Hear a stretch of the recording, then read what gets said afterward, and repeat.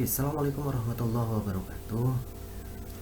Di sini saya akan mempresentasikan perihal karya tulis ilmiah saya tentang menguji idealitas kampung tematik sebagai ruang publik di Kota Tangerang. Apa terus kemudian yang melatar belakangin saya mengangkat kajian penelitian semacam ini? Tentunya ada beberapa poin yang bisa kita jadikan sebagai dasar, yang bisa kita jadikan landasan untuk melakukan penelitian ini. Yang pertama adalah tentunya karakteristik daerah perkotaan dengan pedesaan tentunya berbeda. Kita bisa tengok bahwa ruang-ruang publik di daerah pedesaan tidak terus kemudian benar-benar dibuat dengan sengaja, namun ada kecenderungan alamiah ruang publik itu tercipta. Ya, kita bisa ambil contoh misalnya di daerah pedesaan, pos ronda, terus kemudian tempat rumahnya RW RT maupun kelurahan kepala desa ini secara alamiah terbentuk sebagai ruang publik di mana ada interaksi di sana, di mana ada interaksi sosial. Selain itu ada komunikasi politik yang selama ini bisa dijalankan oleh penduduk setempat. Nah, berbeda dari itu, dari daerah pedesaan, tentunya perkotaan ada semacam keterbatasan. Ada semacam keterbatasan. Maksudnya adalah keterbatasan tempat, keterbatasan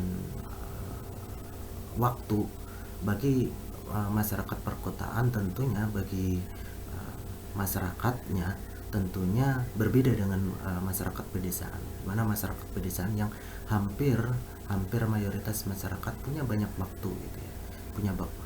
Nah, berbeda dengan masyarakat perkotaan cenderung sedikit punya waktu, namun waktunya ini bagaimana terus kemudian bisa digunakan dengan maksimal, dengan efektif dan efisien.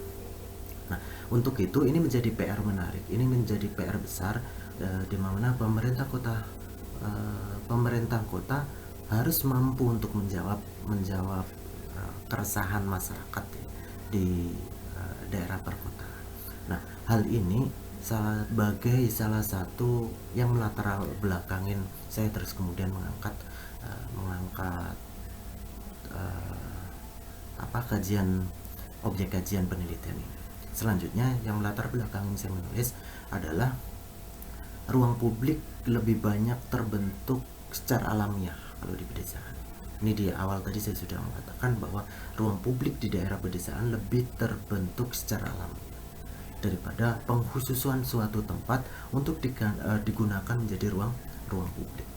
Namun berbeda dengan di kota, maka PR besar sekali lagi kepada pemerintah kota, bagaimana terus kemudian pemerintah kota ini menentukan ruang-ruang mana yang bisa dijadikan sebagai interaksi publik, bisa dijadikan sebagai komunikasi publik, dan kalau mengacu kepada konsep Habermas itu selain bisa sebagai interaksi, sebagai aktivitas politik, juga bisa dijadikan sebagai aktivitas rekreasi.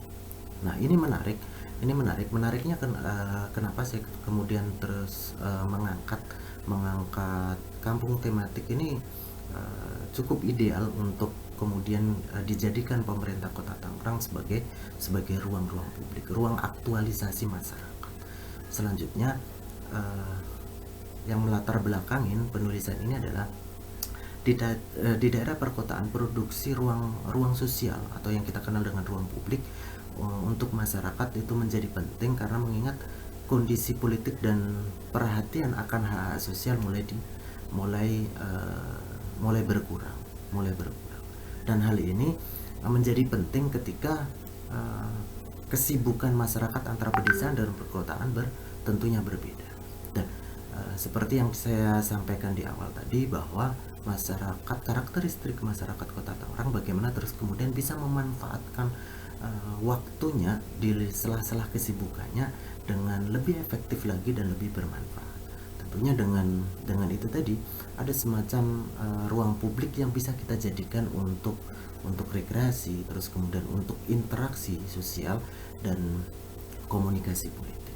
Dan bisa jadi gitu ya, karena bisa jadi bahwa setelah saya melakukan penelitian ini, menulis karya ilmiah ini, ternyata saya menemukan ada semacam apa, fungsi lain daripada rekreasi, interaksi, dan komunikasi politik, yakni perputaran ekonomi.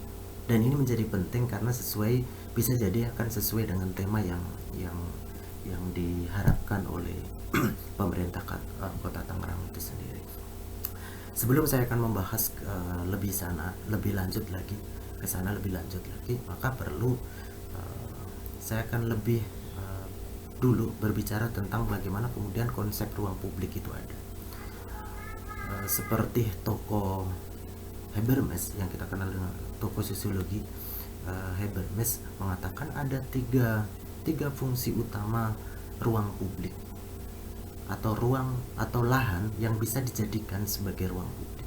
Yang pertama adalah fungsi rekreasi, terus kemudian fungsi interaksi sosial, dan yang terakhir adalah komunikasi politik. Nah, seperti di latar belakang tadi sempat saya menyinggung bahwa ternyata ada perputaran ekonomi yang berlangsung di setiap ruang publik yang ada di Kota Tangerang. Apalagi objek kajian saya adalah kampung-kampung tematik. Tentunya kalau berdasarkan Habermas, sekali lagi, dalam karakteristik interaksi seperti ruang publik dapat tercipta, pun sebaliknya ruang publik seharusnya menciptakan format komunikasi yang lebih bermanfaat atau yang lebih luas lagi. Habermas kemudian menggunakan istilah rasional komunikatif action atau tindakan rasional komunikatif, di mana perluasan rasionalitas atau rasionalisasi dalam komunikasi berarti komunikasi yang bebas dari tekanan, intimidasi, dan hal-hal bersifat rasional instrumen.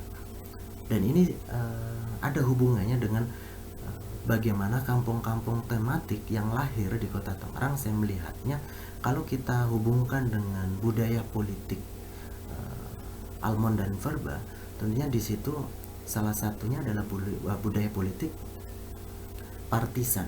Jadi budaya politik partisan ini di mana masyarakat, budaya politik atau kesadaran politik, kesadaran sosial itu tumbuh dari masyarakat itu sendiri.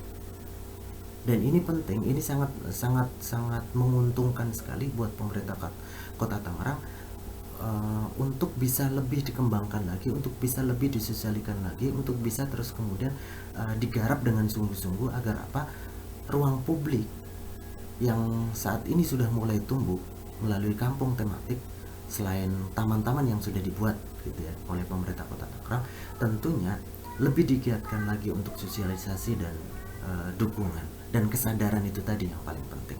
Karena kalau kita menganggap bahwa dan kalau kita menyadari sejak awal bahwa kampung tematik bisa dijadikan sebagai ruang publik, ruang interaksi, ruang rekreasi, karena saya melihat bisa jadi ini digunakan oleh masyarakat untuk rekreasi dengan biaya yang murah, dan ini sangat menguntungkan sekali lagi buat pemerintah Kota Tangerang.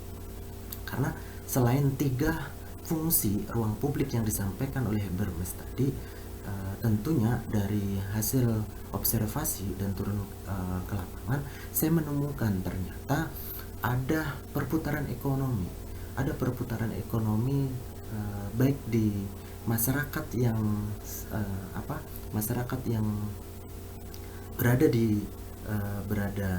bertempat tinggal di situ di kampung tematik. Tentunya juga ada perputaran ekonomi di luar daripada kampung tematik tersebut. Karena dalam ilmu sosiologi semakin banyak kerumunan, maka secara tidak langsung, secara tidak sadar akan memutarkan roda perekonomian. Dan ini sangat penting untuk sekali lagi untuk kita bisa sadarin bersama bahwa ada loh ternyata kampung tematik yang fungsinya tidak hanya rekreasi, fungsinya tidak hanya untuk bisa menyadarkan masyarakat terkait dengan peduli lingkungan, namun bisa lebih dari itu, yakni komunikasi politik, interaksi sosial akan muaranya akan lebih panjang lagi, dampaknya akan lebih